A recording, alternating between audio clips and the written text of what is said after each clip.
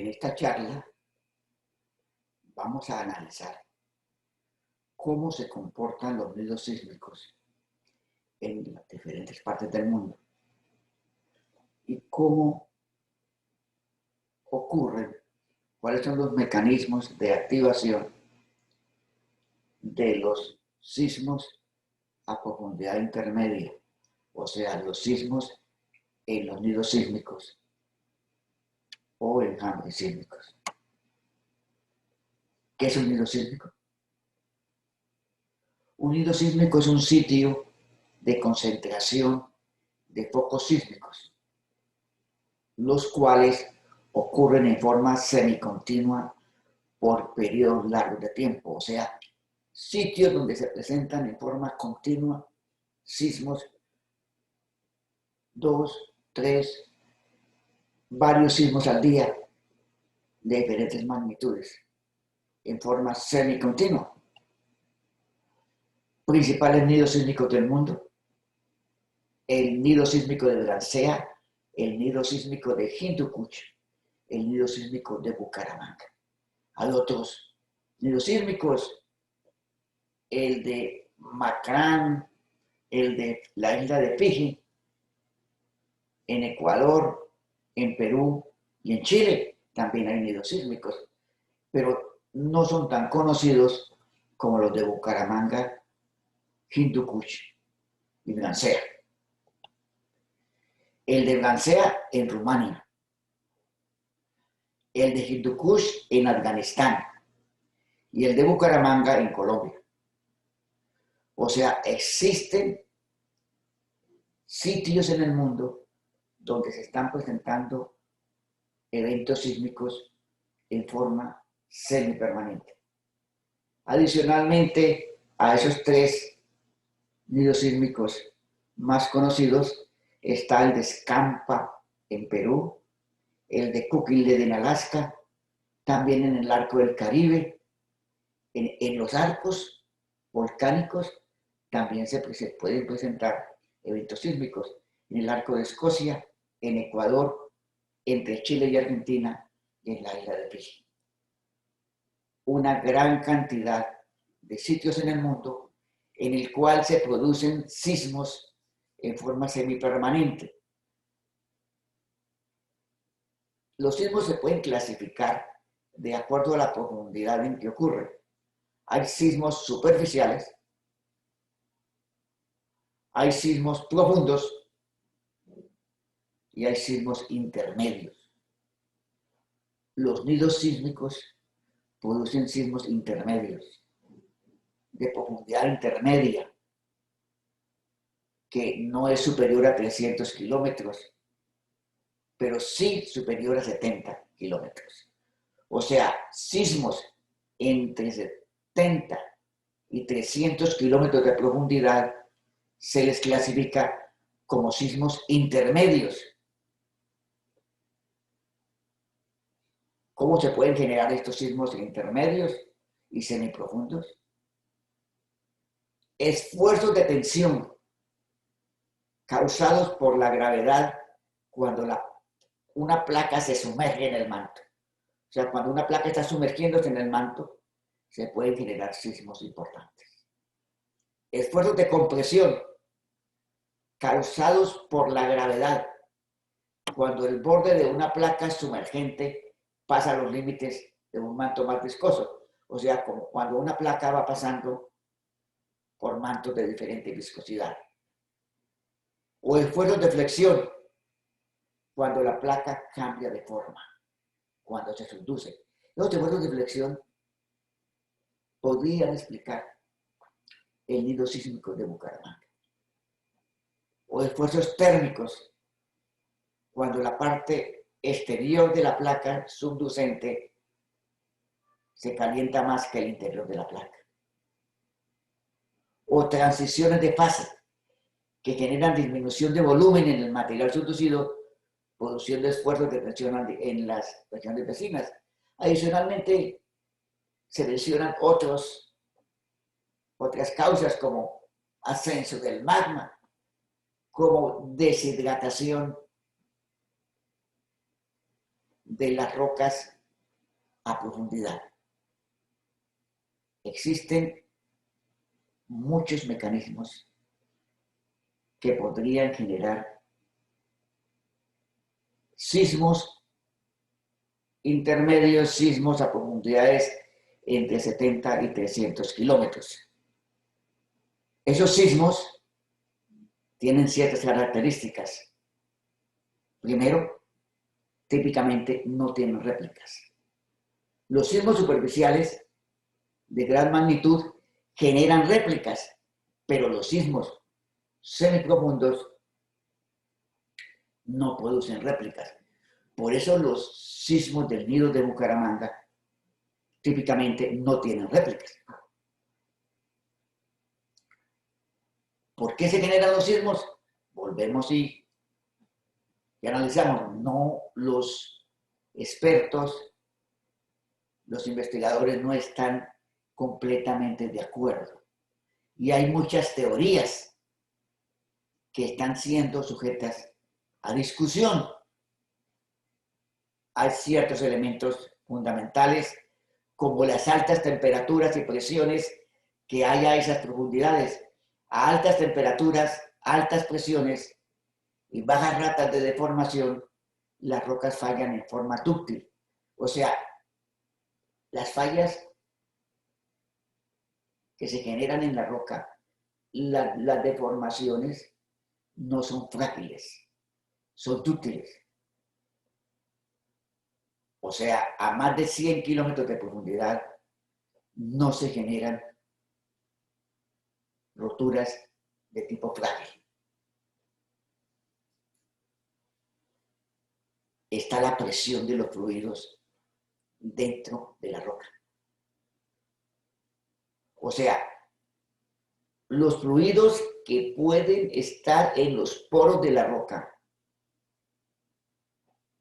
sujetos a presión y alta temperatura, generan presiones de poro. Y las presiones de poro generan pérdida de resistencia de la roca y pueden hacer que esa roca, que no es roca, que es dúctil, se deslice a fricción a esa profundidad. El manto de presión, o sea, los fluidos que pueden estar a alta presión, a gran profundidad, generalmente se relacionan con el agua presente en la roca. Y la deshidratación termoquímica de las rocas, como la serpentinita, por ejemplo. Esas rocas tienen agua interna en la roca. Y por el alta temperatura y altas presiones se pueden deshidratar. También pueden ser fluidos o sustancias diferentes al agua. Deshidratación. Fracturamiento de rocas por la presencia de agua debido a deshidratación. Los minerales pierden el agua. Entonces, eso genera presiones hidrostáticas. Rigidización por deshidratación. Los minerales metamórficos hidratados, como la anfibolita y la serpentinita, se deshidratan a medida que la temperatura de presión aumenta.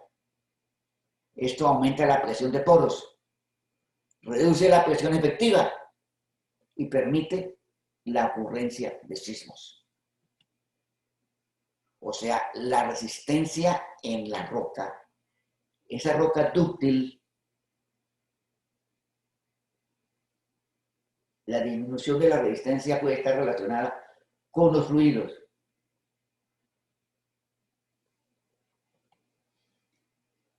Típicamente, la subducción involucra rocas volcánicas y marinas, las cuales contienen grandes cantidades de agua. O sea, se supone que esas rocas a profundidad son de origen marino. En la subducción, en la placa que subduce, Esa placa que subduce contiene rocas que contienen a su vez agua, y esa agua puede salirse, deshidratarse, generar presiones de poro a las temperaturas y presiones a que están sometidas. La temperatura es un elemento importante.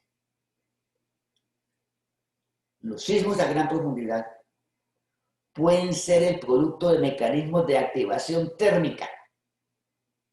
O sea, al aumentar la temperatura, la roca pierde resistencia, disminuye la resistencia al cortante y se pueden generar desplazamientos de la roca dúctil. Esas temperaturas son superiores típicamente a 1000 grados centígrados ahí. Y en la zona de subducción hay cortante, hay desplazamiento.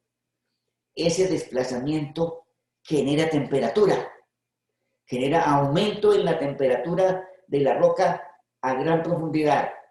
Esos cambios bruscos de temperatura en la zona de subducción puede generar eventos sísmicos. Si observamos en esas tomografías en el Japón, vemos los cambios de temperatura evidenciados por un cambio en la velocidad de la onda P y la onda S. En la zona de subducción, cambios bruscos de temperatura se observan en las tomografías sísmicas en el Japón. Esos cambios de temperatura generan eventos sísmicos. En las tomografías tenemos la temperatura y tenemos los focos sísmicos. Miren que los focos sísmicos corresponden a zonas de cambio de temperatura. Igualmente el nido sísmico de Bucaramanga. Miren esta tomografía. En el nido sísmico de Bucaramanga tenemos esos circulitos, son los eventos sísmicos. Y los colores nos dan arriba la velocidad de la onda P, abajo la velocidad de la onda S. Miren cómo los sismos corresponden a zonas generalmente de alta temperatura. O sea, las altas temperaturas generan disminuciones en la velocidad de la onda P y la onda S. Y esas temperaturas son parcialmente las responsables de que se presenten sismos a esas profundidades. Resumiendo, en la zona de subducción se evidencian cambios bruscos de temperatura. Y en esas zonas de cambios bruscos de temperatura corresponden a focos sísmicos. O sea, los sismos se generan en zonas donde hay cambios bruscos de temperatura a gran profundidad. O sea, está ocurriendo una presurización térmica. Las altas temperaturas generan cambios de volumen y generan presiones. Esas diferencias de presión relacionadas con las diferencias en temperatura son responsables en buena parte de la ocurrencia de sismos a gran profundidad. O sea, calentamiento y fallamiento por temperatura. Igualmente, al deformarse en forma dúctil, esa roca genera también temperatura. O sea, hay aumentos de temperatura por el mismo desplazamiento. O sea, la deformación dúctil lleva al calentamiento, debilitando las rocas y permitiendo los terremotos. Aumento de temperatura por desplazamiento tal cortante. O sea, el incremento de temperatura por desplazamientos de cortante a profundidad, afecta en forma sustancial las propiedades de fricción de las rocas y puede generar debilidad. Y las zonas de debilidad, que generalmente son planos horizontales, pueden representar focos sísmicos. Desplazamiento genera calor, calor genera fallas, falla genera nuevamente más calentamiento. Es un proceso en el cual el calentamiento y las deformaciones van de la mano, generándose sismos en forma semicontinua en el mismo sector, en el mismo sitio, digámoslo así. También puede haber desplazamientos verticales del magma. El magma más caliente, menor densidad, mayor temperatura, trata de ascender en esa masa viscosa de roca dúctil que haya gran profundidad. Schneider, por ejemplo, dice que en el nido de Bucaramanga se genera fundida parcial de la roca, levantamiento del magma, lo cual acompaña la posible formación en la zona de Bucaramanga de un arco volcánico. Muy interesante el tema de las temperaturas, el tema de las presiones y cómo los sismos a profundidad se generan con relación a la presión y a la temperatura en unas masas de roca dúctil, o sea, prácticamente en masas viscosas similares al magma. Otro aspecto importante, que ya lo comentamos, es que esos sismos a profundidades mayores de 100 kilómetros típicamente presentan planos de ruptura horizontal. O sea, los planos de ruptura son horizontales. En un evento sísmico pueden desplazarse varios de esos elementos, o sea, generarse fallas, desplazamientos, movimientos horizontales en esa masa viscosa a diferentes profundidades. Y un sismo, o sea, un evento al iniciarse genera una onda P y ondas S. La onda P, que es la que primero avanza, va avanzando, va subiendo. Y el paso de la onda P por zonas de debilidad a diferentes profundidades puede generar eventos en cadena. O sea, varios eventos a diferentes profundidades generados en un tiempo de pocos segundos. O sea, un número significativo de los eventos son eventos múltiples. El nido sísmico produce eventos múltiples, con rupturas subhorizontales separadas a profundidad. Varios elementos de ruptura en el mismo sismo. Un sismo que tiene varias etapas, llamémoslo así. Son etapas que ocurren en muy pocos segundos, debido a que un movimiento activa otros movimientos debido al paso de la onda P por otras zonas de debilidad a diferentes profundidades. O sea, puede que el sismo empiece a 140 kilómetros de profundidad, el primer movimiento, pero dentro del proceso de ese evento sísmico se pueden generar movimientos a profundidades menores, a profundidades separadas fácilmente decenas de kilómetros. Eso hace que los sismos del nido de Bucaramanga, a pesar de que tenga su epicentro, su foco, su hipocentro, a profundidades de 140, 160 kilómetros, involucre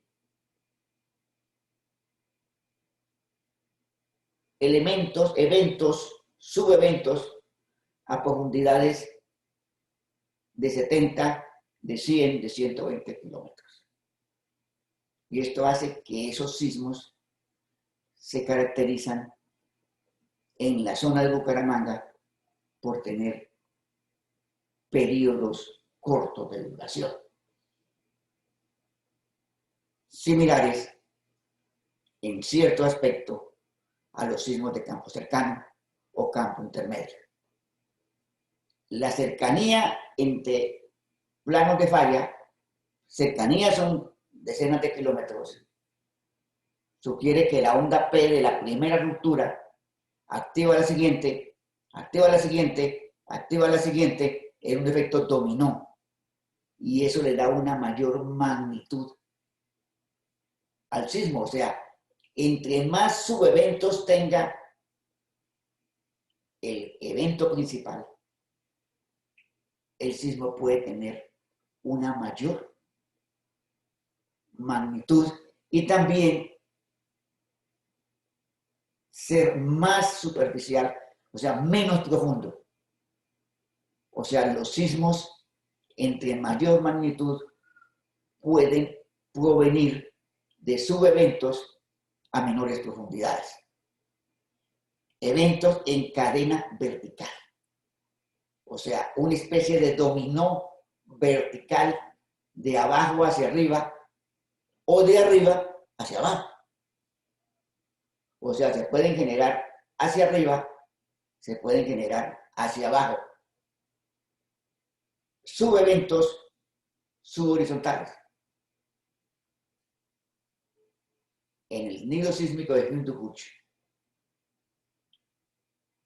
donde la placa de la India colisiona con la placa de Eurasia, se han evidenciado eventos que en una duración de 3 a 15 segundos tienen una extensión vertical de fácilmente 30 kilómetros.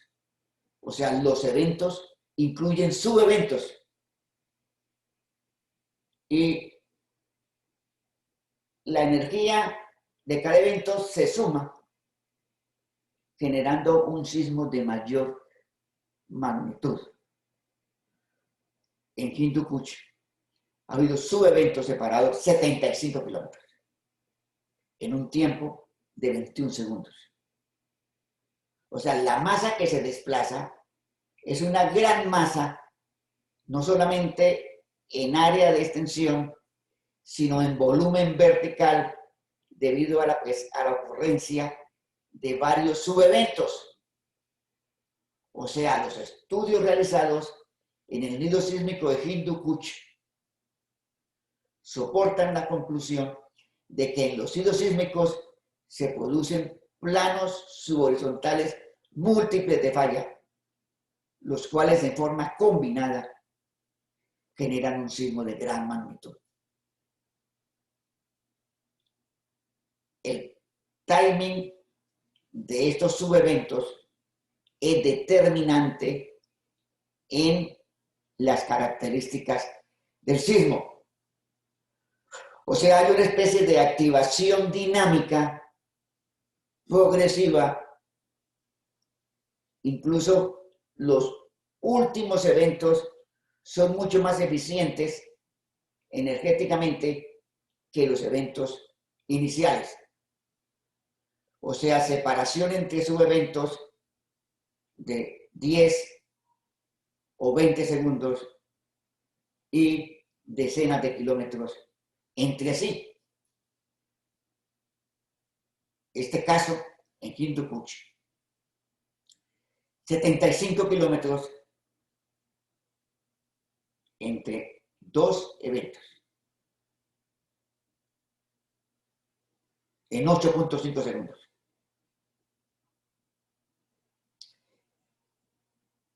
Eso equivale a 8.8 kilómetros por segundo de la onda P.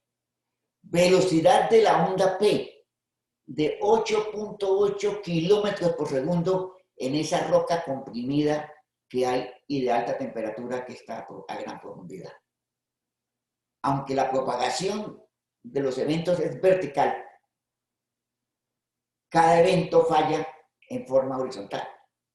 O sea, hay desplazamientos horizontales a diferentes niveles, pero la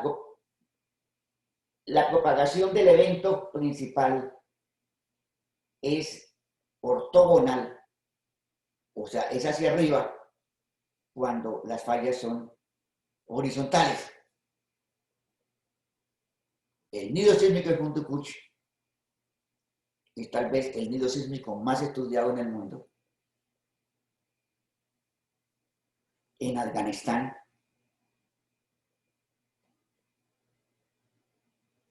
en el contacto o en el impacto de la placa de la India con la placa de Eurasia. El nido de Hindu Kuch en planta tiene una forma de S. Y se observa que incluye, o sea, hay como dos nidos sísmicos separados entre sí, generando en la práctica un solo nido. Es una zona de subducción. Zona de subducción de la placa de la India por debajo de la placa de Eurasia. Igual que en el nido sísmico de Bucaramanga, donde la placa Caribe o la microplaca de Panamá subduce por debajo de la placa sudamericana. Y se generan deformaciones en la placa impactada, cadenas de montañas, los Himalayas, en el caso de la India y de Eurasia, y la Sierra Nevada del Cocuy, en el caso del nido sísmico de Bucaramanga.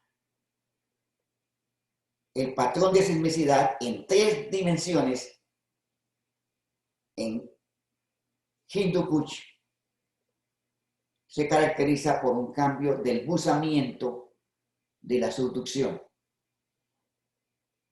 O sea, la subducción cambia de buzamiento, pero también cambia de rumbo. O sea, esa forma de S que tiene ese nido está relacionado con el proceso de subducción que intuye esa forma. Hay un cambio de buzamiento de la subducción y hay un cambio en el rumbo de la subducción. En el nido sísmico de Bucaramanga también se evidencia un cambio no solamente en la subducción, sino un cambio en el rumbo de la subducción de la placa Caribe por debajo de la placa de Sudamérica. O sea, hay muchas similitudes entre el nido sísmico de Hindu Kuch y el nido sísmico de Bucaramanga. En Hindu Kuch, zona de subducción con buzamiento general hacia el norte, la cual se ha volteado, plegado o rasgado, formando 2 zonas de subducción. La subducción es de la corteza continental por debajo de otro manto de corteza continental. Las tomografías sísmicas en Hindu Kuch muestran, como se evidencia en esta diapositiva, un cambio brusco en el buzamiento de la subducción, el cual lo interpretan como un sistema compresivo de doble emergencia y alta pendiente. Solo se produce subducción en la parte inferior de la corteza.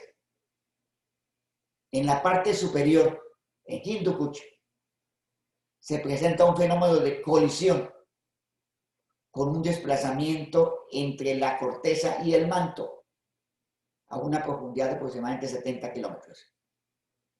O sea, en la parte superior de la corteza trata de formarse de formación frágil y a profundidad de formación dúctil, generándose un SROS principal causado por la indentación de la placa de la India, el impacto de la placa de la India contra la placa de Eurasia.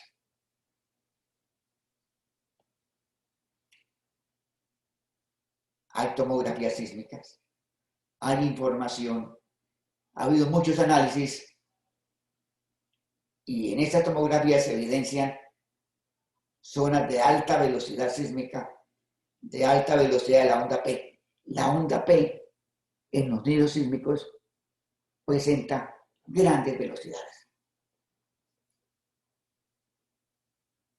Zonas de altísima velocidad sísmica, zonas de cambios bruscos de temperatura a profundidad en una zona de subducción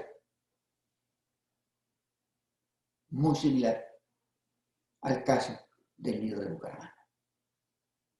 Se observan las zonas de cambio de temperatura, que también son zonas de cambio de velocidad de la onda P y de la onda S, y la localización de los focos sísmicos. Miren que en Hindu Kush hay sismos importantes a profundidad de más de 100 kilómetros y sismos también de nido a profundidades menores. El modelo tectónico, la subducción, como se ve en la figura, subducción, levantamiento de la placa superior, subducción de la placa inferior, fallamiento de la placa superior, forma muy similar a lo que ocurre en el nido sísmico de Bucaramanga. Hablamos de Hindu Kuch. Hablemos de Bransea. El nido sísmico de Bransea ha sido menos estudiado que el de Hindu Kuch. Se encuentra al suroriente de Europa, en Rumania, y es la zona de mayor actividad sísmica en Europa.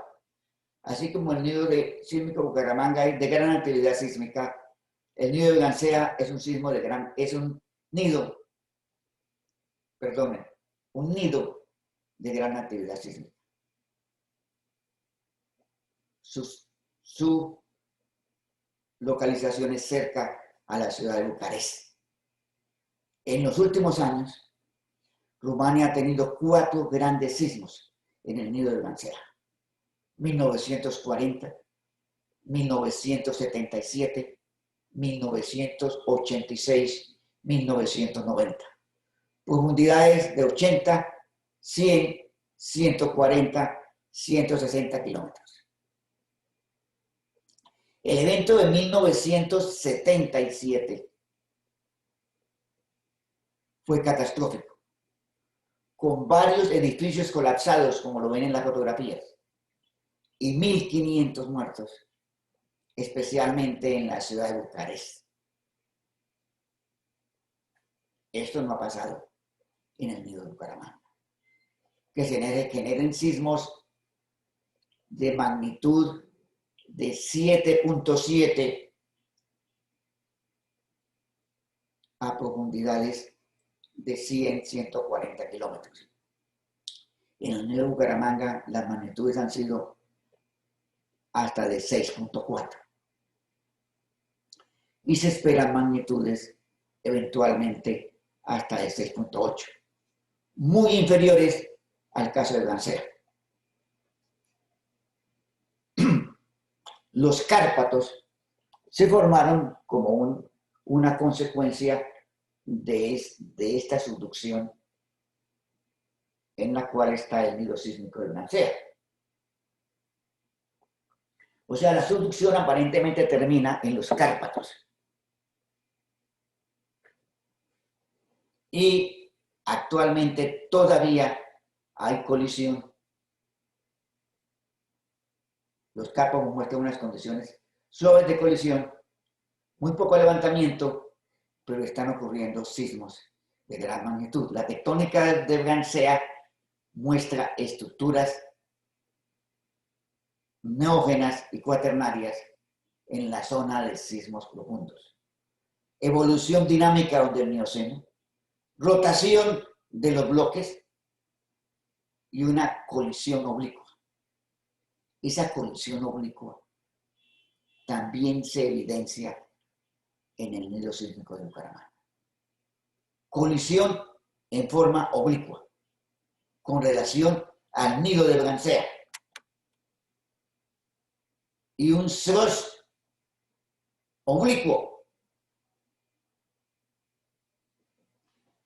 En el caso de Bucaramanga se tiene un SROS, no tan oblicuo, pero aún así es un SROS oblicuo.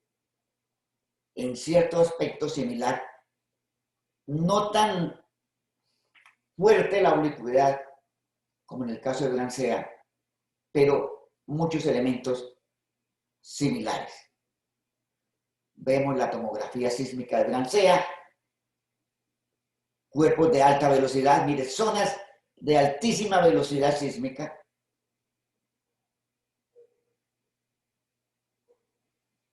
lo cual puede interpretarse, según los expertos, como un hundimiento de la litosfera. O sea, hay hundimientos de las masas de roca.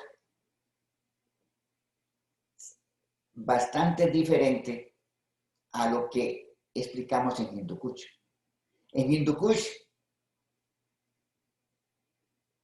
nosotros interpretamos, o los expertos interpretan, que hay unas deformaciones horizontales a diversos niveles.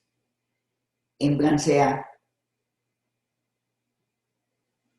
se explica que hay un cuerpo que se está hundiendo a gran profundidad. Está la colisión oblicua, un SROS oblicuo, hundimiento de grandes masas de roca, una subducción profunda con cambio fuerte de buzamiento, lo muestran las tomografías sísmicas de Blancea.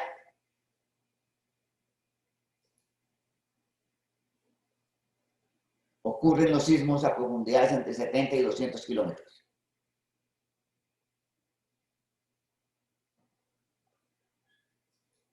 En Blancea, los sismos subsuperficiales tienen magnitudes similares a los sismos profundos. Teorías del nido sísmico de Blancea. Descenso de una placa oceánica relicta. Subducción de una placa oceánica y rotura lateral. Litósfera continental que ha sido delaminada después de la colisión continental y engrosamiento orogénico de la corteza. La explicación de Blancea diferente a la de Hindu Kush. Sin embargo, los eventos sísmicos son similares.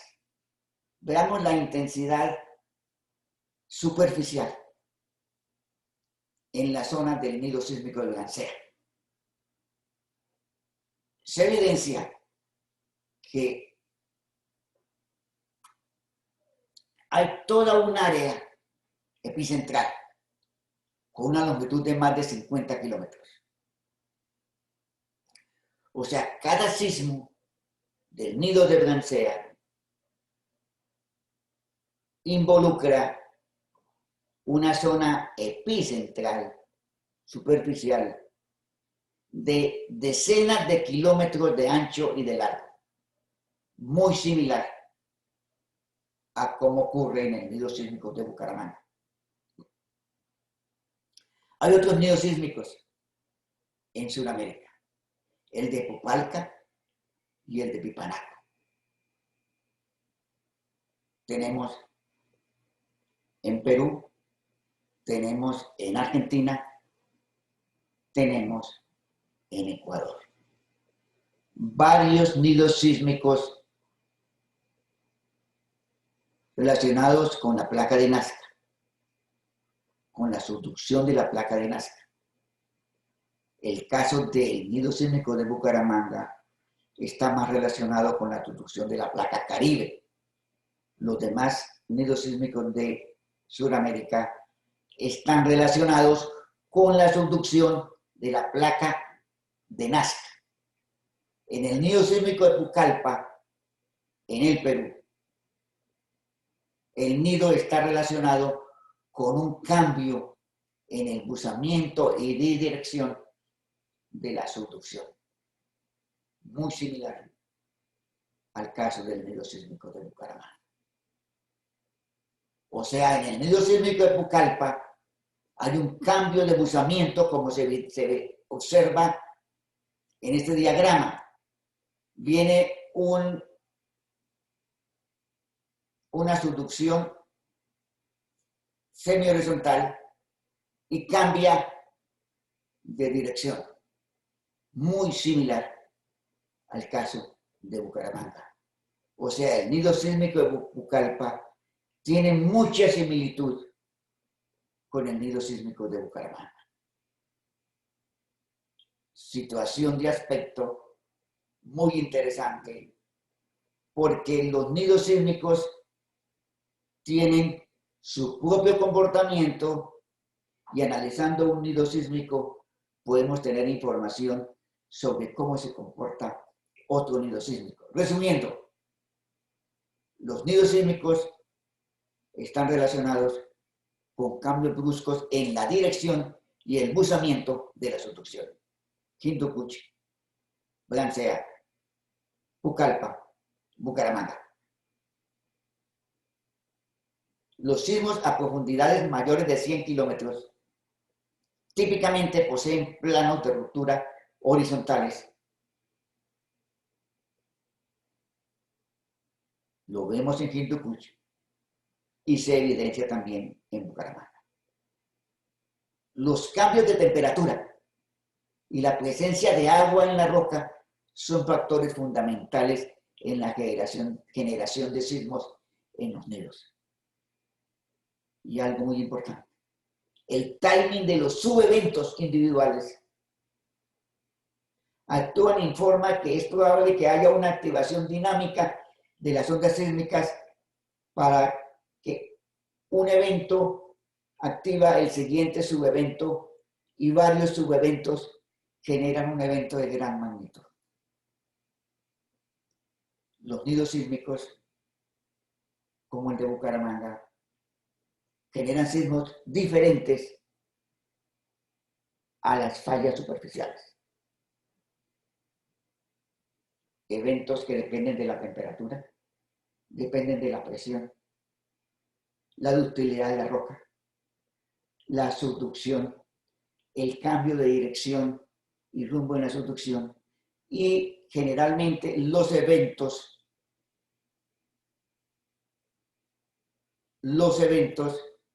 generan subeventos.